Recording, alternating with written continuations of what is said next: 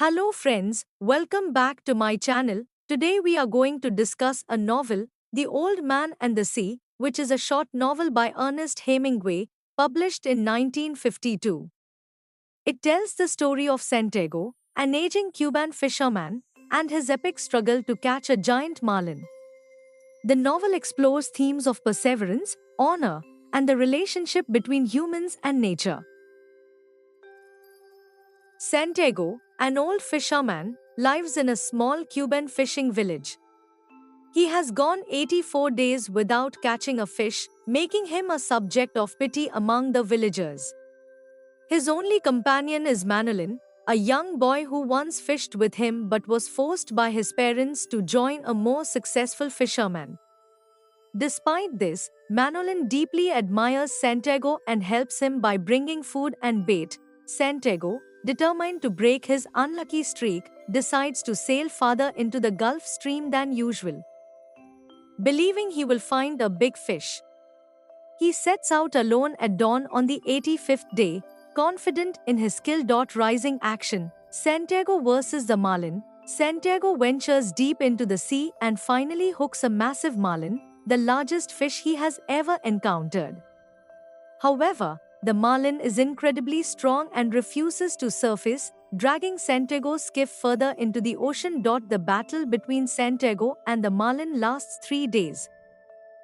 During this time, Santiago reflects on his life, recalling his youth, past victories, and his admiration for Joe DiMaggio, a baseball player who played despite injuries.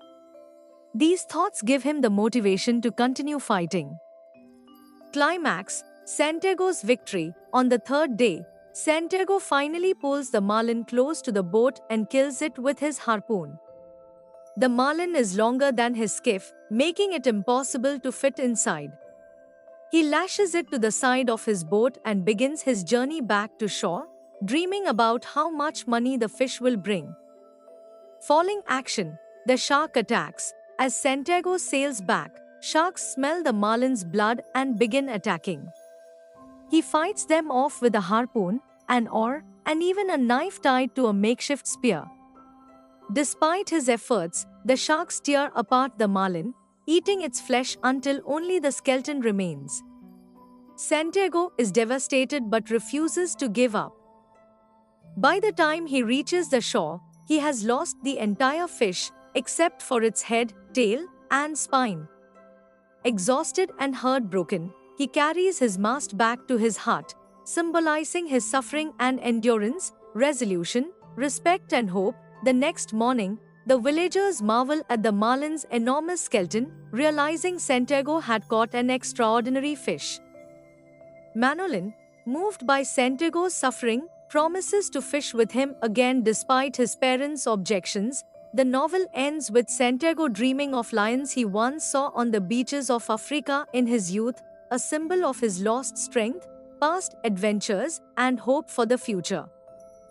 Conclusion: despite returning home empty-handed, Santiago is not truly defeated.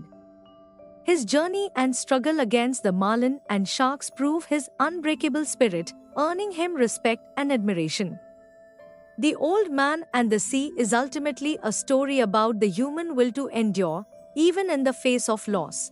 Thanks for watching. Subscribe my channel for more interesting stories.